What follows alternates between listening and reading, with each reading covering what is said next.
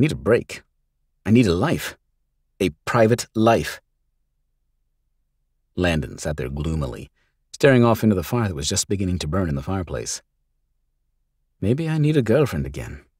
To dissuade the masses, like it was with Carla. At least they gave us some space then.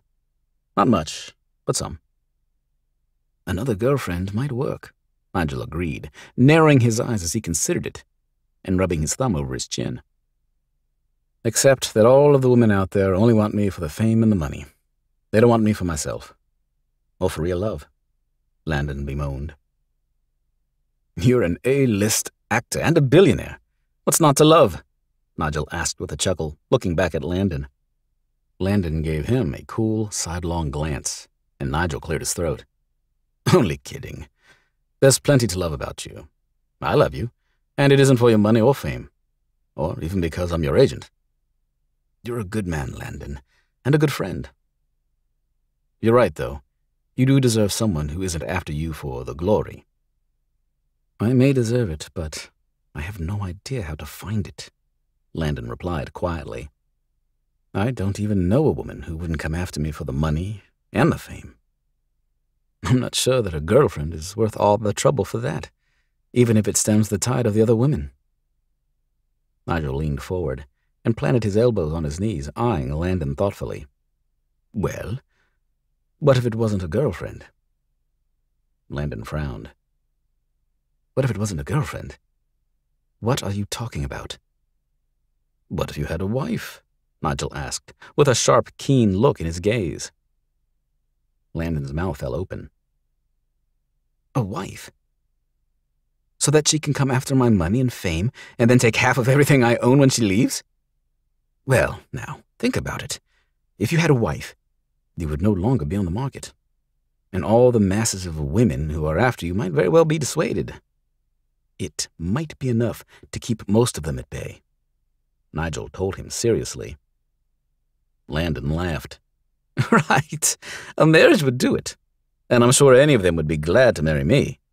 But unfortunately, I'm not in love with anyone, and there's no one I know who I'd want to spend the rest of my life with. Nigel stood up and began walking slowly back and forth, one hand in his pants pocket, the other holding onto his tumbler, as he stared at the floor and spoke, thinking deeply as he did so. No, wait a minute. There's an idea coming. This might actually work. Marriage? Landon asked skeptically. Yeah, a marriage.